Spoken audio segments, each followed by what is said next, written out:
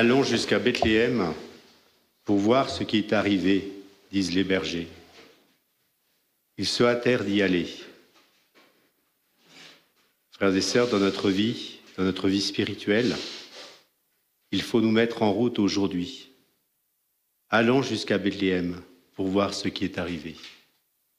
Ils découvrent Marie, Joseph, avec le nouveau-né couché dans une mangeoire. Nous avons besoin aussi de nous mettre en route avec les bergers. Un enfant leur était annoncé, c'est la Sainte Famille qui leur est présentée. Ils découvrirent Marie, pleine de douceur et remplie d'amour pour son enfant.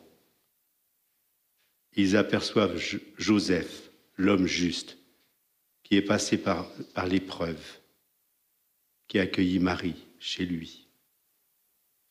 Mais ils sont comme enveloppés, les bergers, par l'amour mystérieux qui émane de chacun des membres de la Sainte Famille, l'enfant, Marie, Joseph, qu'il est bon d'être auprès de la Sainte Famille et de contempler le divin enfant. Ils prennent leur temps, nous aussi, frères et sœurs, prenons notre temps pour méditer le Saint Mystère, le mystère de Noël. Après l'avoir vu, ils racontèrent ce qui leur était arrivé. En racontant la visite de l'ange, de l'annonce, le chant des anges, les paroles entendues, ils prennent mieux conscience que le ciel et la terre sont en fête. Les bergers glorifiaient et louaient Dieu pour tout ce qu'ils avaient entendu et vu, selon ce qui leur avait été annoncé. La visite des bergers est un mystère pour Marie et Joseph, comme le fut l'Annonciation. Quand Dieu nous a donné le Sauveur, la terre est dans la joie. Discrètement, ce qui se passe à l'intime du cœur de ceux qui croient est révélé. Ce mystère de la foi intimement personnel a une répercussion sur nos communautés, notre société. Ainsi, le mystère de la vie de Dieu se développe en chacun de nous. Le message, il a été reçu, se propage. C'est un chemin de vie avec notre Dieu dans lequel nous sommes aussi engagés, en communion avec l'enfant qui est le Seigneur, notre Dieu. Marie, cependant, retenait tous ces événements et les méditait dans son cœur.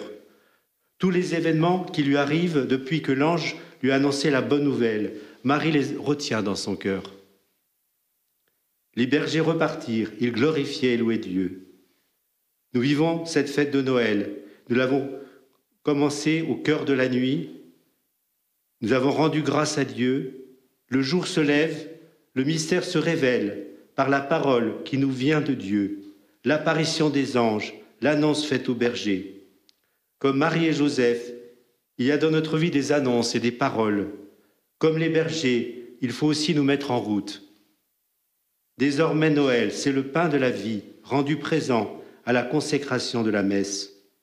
L'enfant déjà offert en sacrifice va s'unir intimement à chacun de nous, à la Sainte Communion, si nos cœurs sont bien préparés à l'accueillir.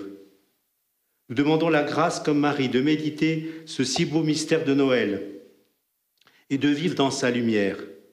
Le petit enfant de la crèche est le Fils de Dieu qui s'est fait homme pour nous sauver et nous combler de sa vie divine. Nous sommes vraiment enfants de Dieu. Prenons conscience de sa sainte présence en nos cœurs, accomplissons sa sainte volonté et soyons les messagers de cette bonne nouvelle de Noël. Jésus nous aime d'un amour tendre, fort, généreux, qui accepte déjà le sacrifice de la croix. Le Père de l'Église montre la relation entre la mangeoire et puis la croix, faite du même bois. Et nous sommes aussi appelés à accepter, à accueillir, offrir nos propres épreuves en union avec celles du Christ, pour qu'elles soient salutaires pour nos frères et sœurs qui n'ont pas rencontré Jésus. Jésus nous enseigne en son silence et nous donne son Esprit Saint.